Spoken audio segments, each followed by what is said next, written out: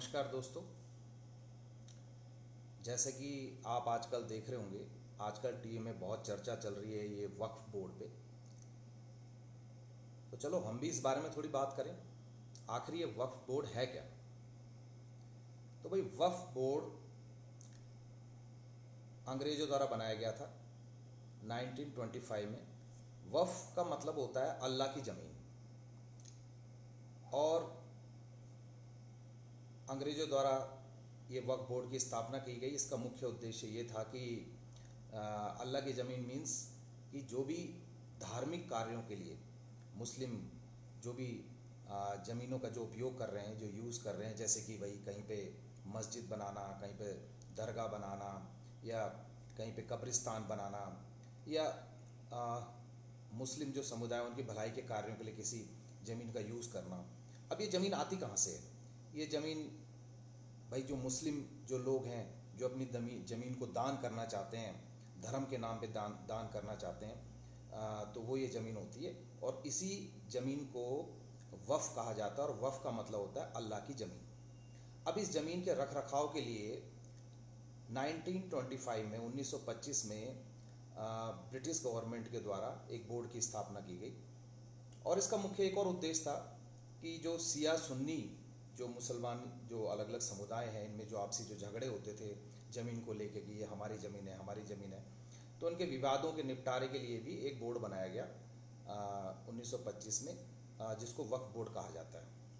खैर, तो इसका उद्देश्य था कि जो धार्मिक ज़मीन है उसका रख रखाव करना और सिया सुन्नी के झगड़ों को निपटाना।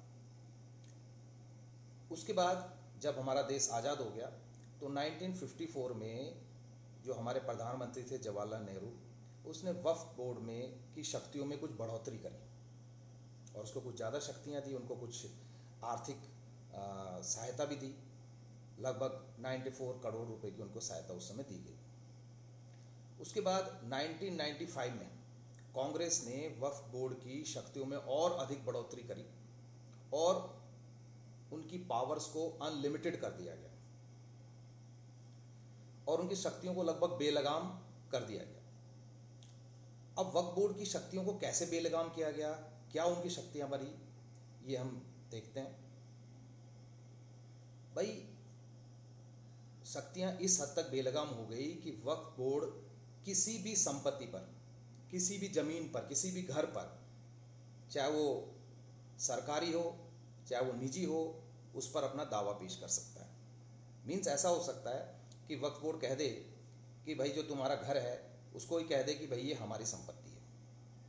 अब अगर कोई हमारे घर को कह दे भाई हमारी संपत्ति, तो हम कहेंगे भाई हमारे पास तो उसके रजिस्ट्री के कागज हैं, हमारे पास तो उसकी पावर अटॉर्नी है, हमारे पास तो म्यूटेशन है, दाखिल खारिज है। और अगर कोई हमारी संपत्ति को अपनी संपत्ति घोषित कर दे तो उसके लिए हम भाई पुलिस के पास जाएंगे, डिस्ट्रिक्ट कोर्ट में जाएंगे, हाई कोर्ट में जाएंगे, सुप्रीम कोर्ट में जाएंगे।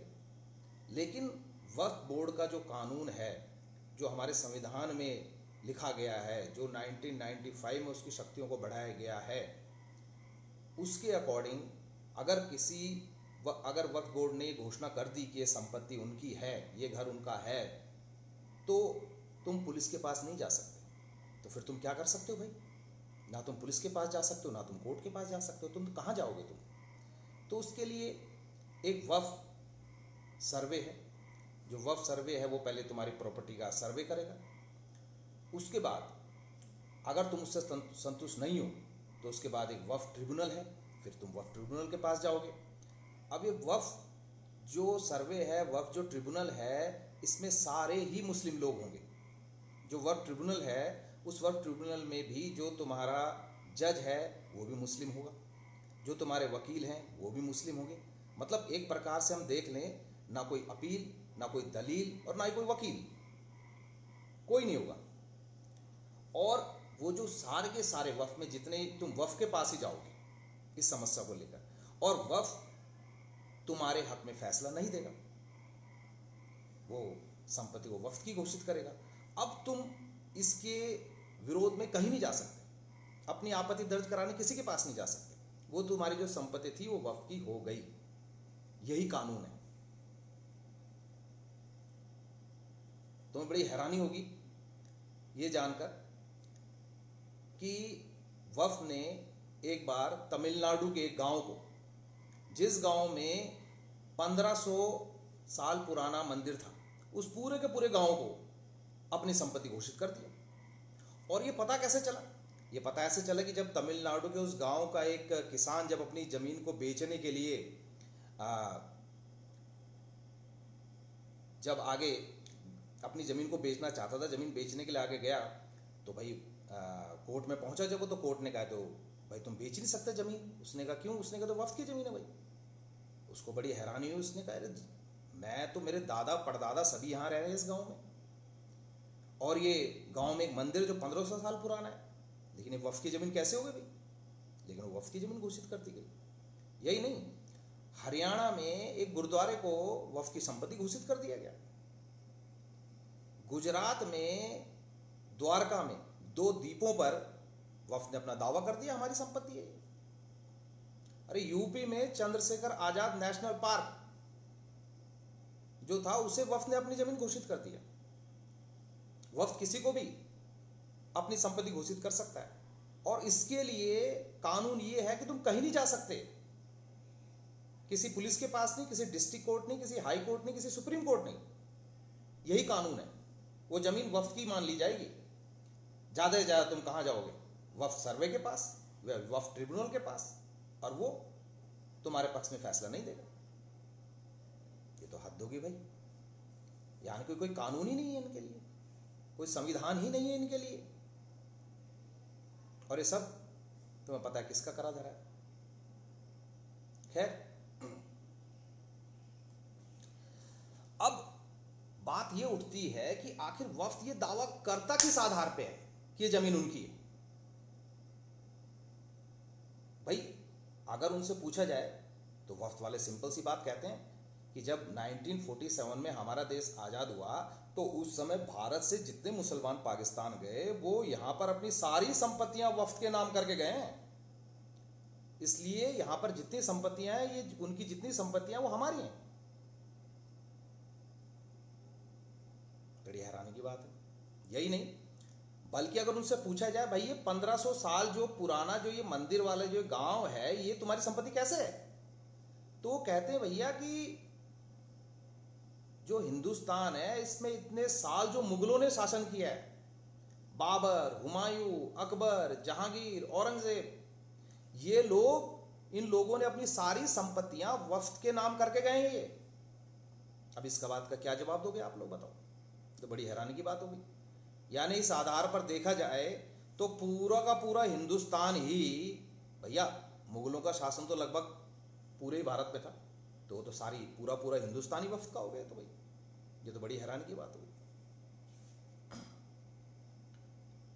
आपको पता है वफ़ के पास इस समय कितनी जमीन है और कितनी जमीन थी पहले? सन 2009 में वफ़ के पास 4 लाख एकड़ जमीन थी, और सन 2024 में ये जमीन बढ़कर लगभग 10 लाख एकड़ हो गई। आप जानते हो 10 लाख एकड़ लगभग कितना होता है? मैं आपको सिंपल सी बात बताता हूं कि जो पूरी दिल्ली है, पूरी दिल्ली का जो क्षेत्रफल है, वो लगभग 3.5 लाख एकड़ है।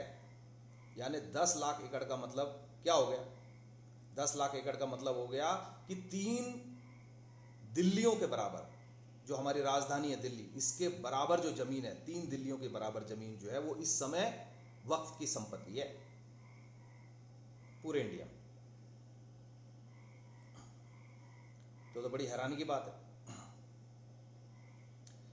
और एक और हैरानी की बात मैं आपको बताऊं, इस दुनिया में 54 यानी 54 इस्लामिक देश हैं, सब जगह वक्फ है। परंतु इन 54 इस्लामिक देशों में 54 जो इस्लामिक देश हैं, इनमें वक्फ को ऐसी कोई शक्ति नहीं प्राप्त है जैसी शक्तियां हमारे देश हिंदुस्तान में इनको प्राप्त है। तो भाई ये तो बड़े खतरे की बात है। यानी आपकी संपत्ति, आपकी जमीन, आपका गांव कभी वक्फ का हो सकता है। हो सकता है उसमें कभी मुगलों ने शासन किया हो, तो भाई वो वक्फ का है। अब हमारी सरकार क्या कर रही है कि ये जो कानून है, जो कि हमारे संविधान से ऊपर उठ गया है, हमारी जो न्याय व्यवस्था है उससे ऊपर चला गया है इनका कानून, इसके लिए अब सरकार एक कानून बनाने की कोशिश कर रही है। वक्फ बोर्ड के कानूनी शक्तियों को थोड़ा प्रतिबंधित करने की कोशिश कर रही है, उन पर लगाम लगाने की कोशिश कर रही है। और इसका विरोध कौन कर रहा है? इसका विरोध कर रहे हैं हमारे सारे विपक्षी दल। क्यों विरोध कर रहे हैं आपको पता है, ये तो मुस्लिमों को वोट बैंक के रूप में देखते हैं। अब क्या होना चाहिए और क्या नहीं होना चाहिए, ठीक है ना, इस बारे में आप खुद ही समझदार हैं, सोच सकते हैं। तो अपनी राय और अपने कमेंट भेजें इस बारे में। धन्यवाद।